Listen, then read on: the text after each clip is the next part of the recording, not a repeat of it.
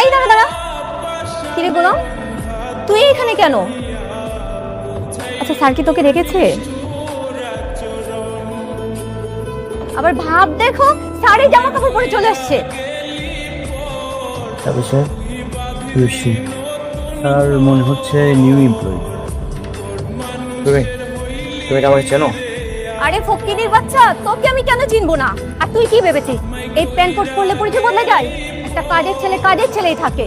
শালা একটা 2 টাকার কাজের ছেলে আবার কোট প্যান্ট পরেছে। Get out.